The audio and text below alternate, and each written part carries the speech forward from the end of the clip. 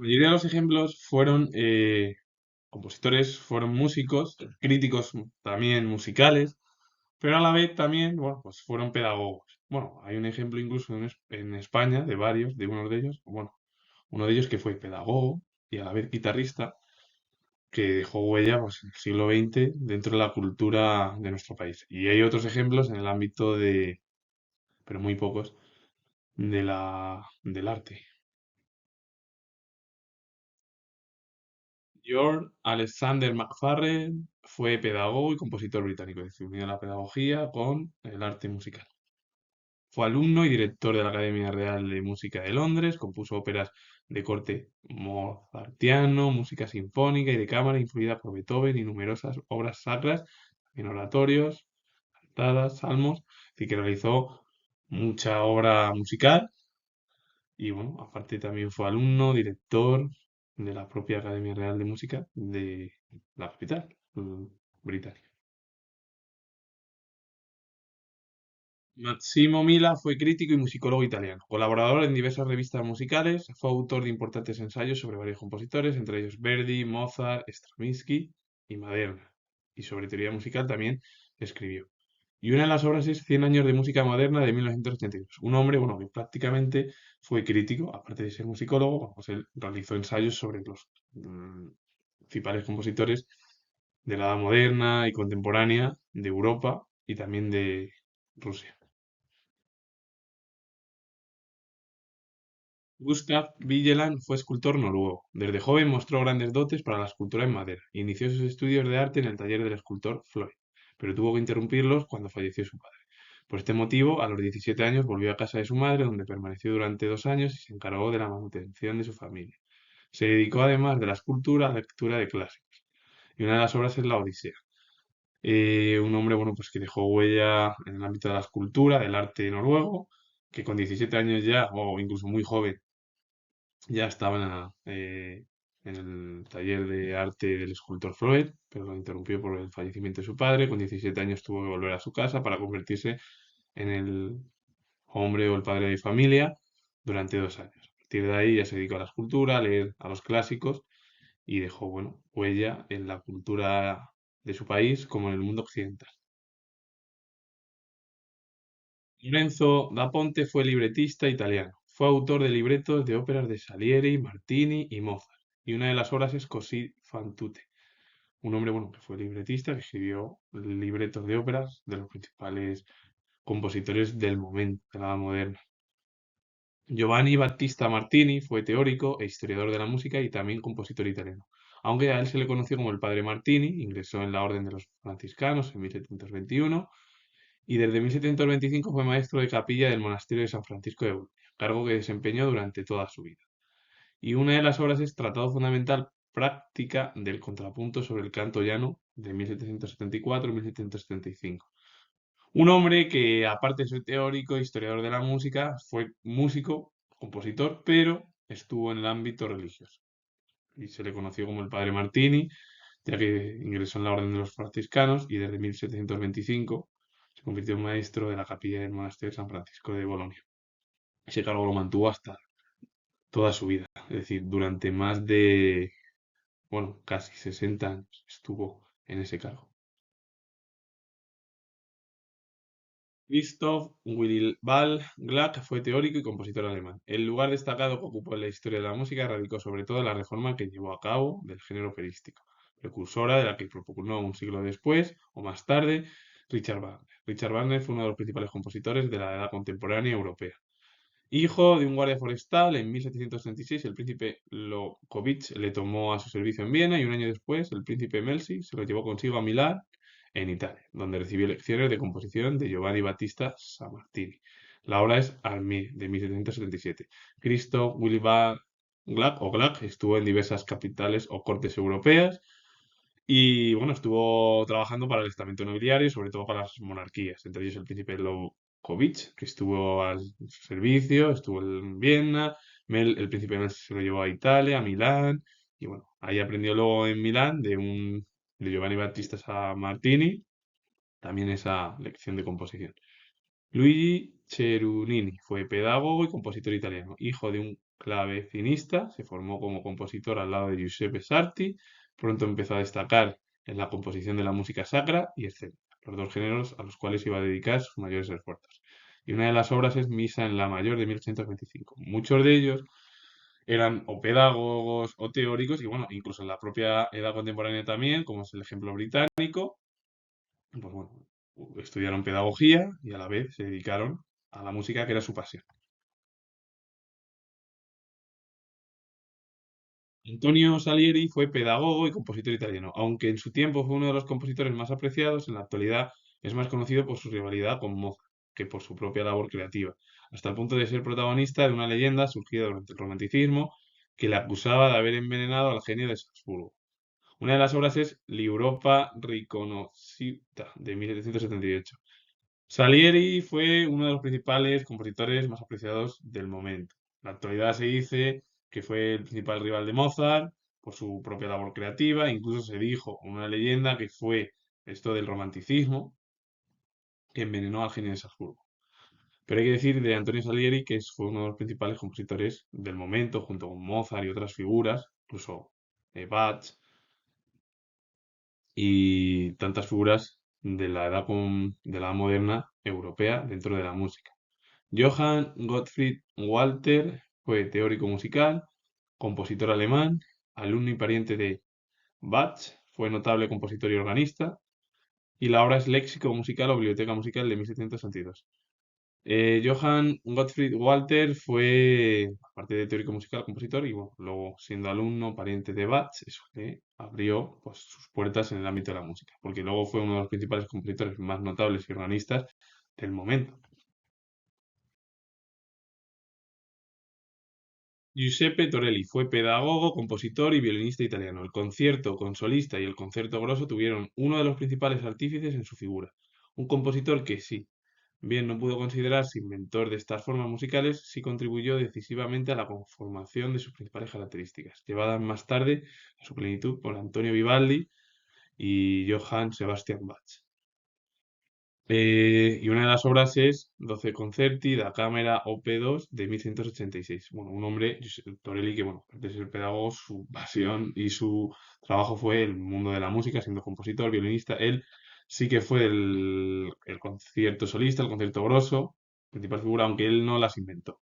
Primeramente, con él sí que contribuyó a esa conformación de las principales características, que luego ya quien las llevó a la plenitud fue Vivaldi, Johann Sebastian Bach y bueno, principales artistas del periodo moderno europeo. Bach de Roda nada tiene que ver con el mundo de la pedagogía y sobre todo el mundo de la música, porque Bach de Roda fue guerrillero español en Cataluña.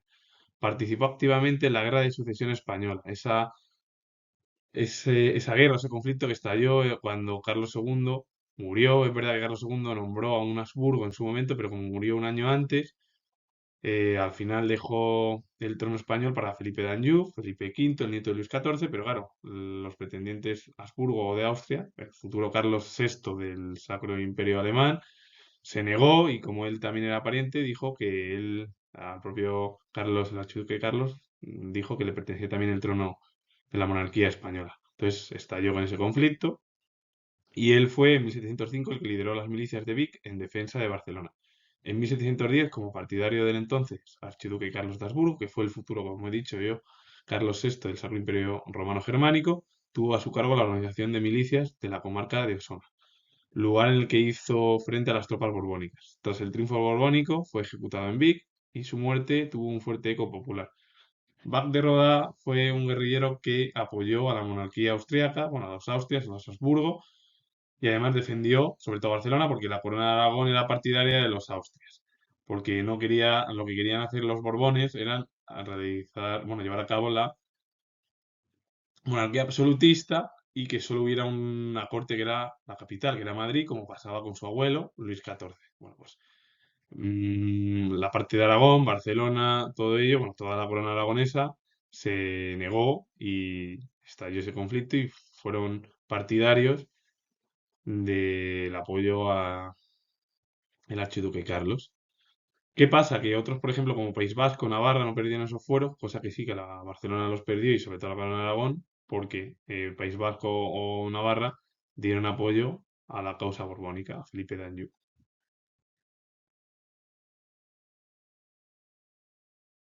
Anton Reicha fue teórico musical, compositor y flautista checo nacionalizado francés, fue amigo de juventud de Beethoven y alumno de Haydn.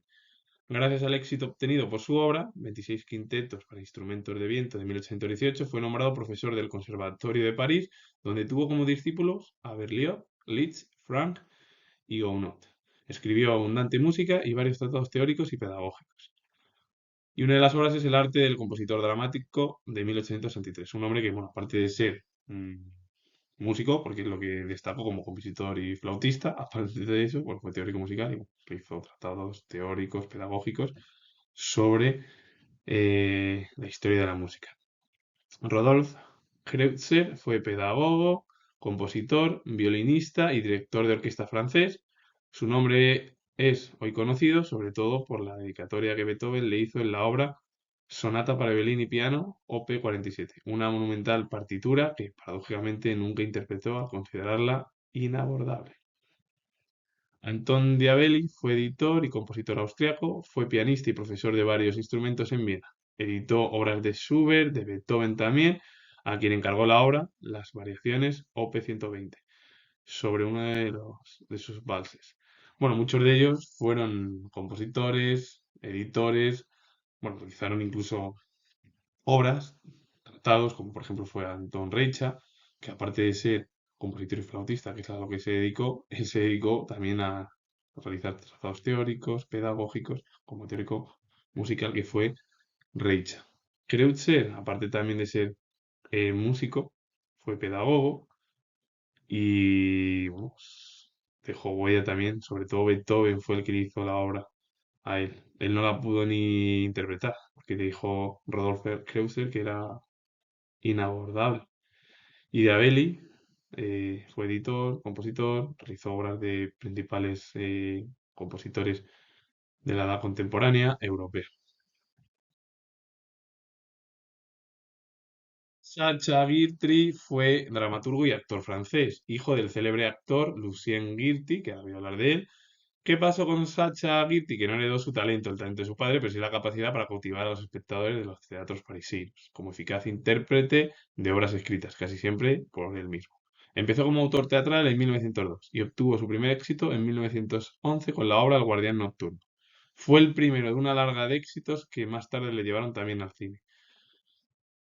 Sacha Guitry fue dramaturgo, escribió las obras, casi todas él, empezó como autor teatral en 1902, su primer éxito fue la obra El guardián nocturno, que fue de 1911 cuando se publicó, y a partir de ahí ya ese éxito a principios del siglo XX le llevó a convertirse en uno de los principales artistas del siglo XX, porque bueno, muchos de los éxitos que realizó le llevaron, más tarde le llevaron también al cine. Es decir, aparte de ser dramaturgo como fue actor francés, pero también eso le venía por su padre, porque su padre ya le incorporó dentro del mundo del arte, del mundo, pues eso, de las películas, del cine.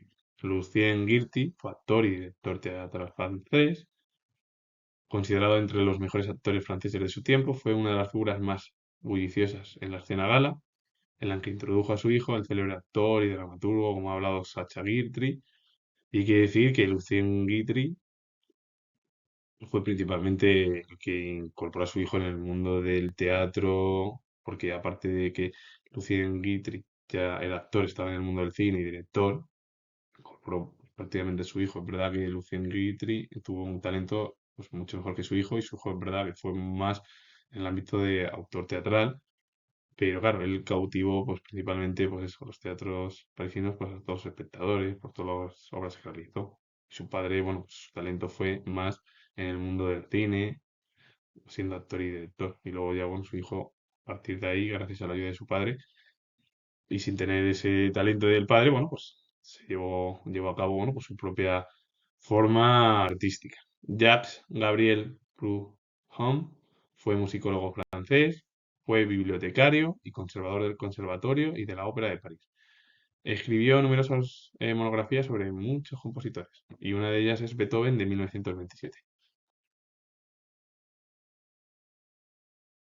Andrés Segovia fue pedagogo y guitarrista español. Junto a Narciso Yepes, fue el principal responsable de la consolidación de la guitarra como instrumento de concierto, a un nivel equiparable al que ocupa el violín y el piano, al menos en cuanto a la calidad de las piezas. Bueno, gracias a Andrés Segovia lo que hizo fue con la guitarra fue llevarla al éxito junto a otros instrumentos, como eran los más destacados, que era el violín, el piano, y Andrés Segovia, bueno, pues unió esa pedagogía, pero bueno, su pasión era artista, guitarrista. José Segreyes fue pintor e ilustrador español, estudió en Valencia y Barcelona, siendo discípulo de Joaquín Sorolla, uno de los principales pintores del siglo XIX y también de los primeros años del siglo XX, como fue Joaquín Sorolla. A partir de 1910 se inició como ilustrador, labor que compaginó con numerosas expediciones de pintura por toda España. Sus ilustraciones fueron publicadas en diferentes revistas españolas y extranjeras, entre las que destacaron Blanco y Negro, L'Esquella de la Torracha, Fortune, Cosmopolitan, Par Avenue, The Illustrated London News. Bueno, siendo ya ilustrador y bueno, todo lo que realizó con esas ilustraciones, bueno, pues le valieron además ese peso a José Segreyes para publicarse tanto a nivel nacional como a nivel internacional. Su estilo, de una depurada técnica académica, se caracterizó por una desbordante fantasía, con sorprendentes ambientes de misterio e irrealidad. Y una de las obras es Las Mil y una Noches de 1927. José Segreyes lo que llevó a cabo fue casi en su estilo era pues esa fantasía, algo de misterioso, algo irreal, que no existe en la propia realidad que se ve a través de los sentidos, pero eso también le sirvió, bueno, pues para ganarse su propia forma y su propio trabajo. Pues, también Joaquín Sorolla, siendo su maestro, también le ayudó pues a labrarse su propio futuro en el arte.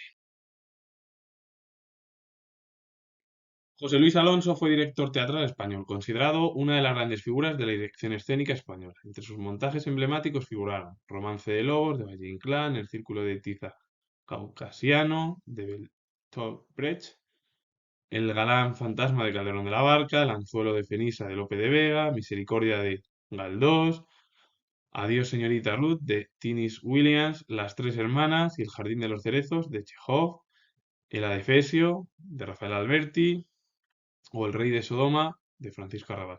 Bueno, él lo que realizó fue, siendo director teatral, realizó varias obras de artistas españoles, sobre todo de la moderna, de la contemporánea y también de nivel, bueno, pues, europeo, bueno, ruso y sobre todo bueno, fuera de Europa. Pero la gran mayoría son ejemplos de Rafael Alberti, Francisco Arrabal, Pérez Galdós, Lope de Vega, Calderón de la Barca, o Valle Inclán y luego otros, bueno, pues ahí del ámbito europeo, del ámbito ruso, del ámbito también estadounidense. Antonio Peña Igoñi fue crítico musical y musicólogo español, realizó diversos trabajos teóricos, se opuso a la influencia de la música italiana y defendió la obra de Wagner y la zarzuela. La obra es la ópera española y la música dramática en España en el siglo XIX, de 1888. Para ello, bueno, pues lo que hizo Antonio Peña Igoñi, bueno, de ser crítico musical, bueno, fue artista, pero bueno, muchos de ellos también escribieron obras, se convirtieron en pedagogos, como muchos ejemplos en Italia, o eran críticos musicales, o eran, bueno, pues diferentes figuras dentro del ámbito de la música, pero a la vez también eran escritores. Así que con ello finalizo. Comentar que soy historiador. Si os ha gustado este vídeo relacionado con el mundo de la música, en su mayoría, salvo algunos ejemplos, en el mundo teatral, en España o en Europa, darle a like, suscribiros, comentar. Vuelvo a repetir que soy historiador y nos vemos en el próximo vídeo.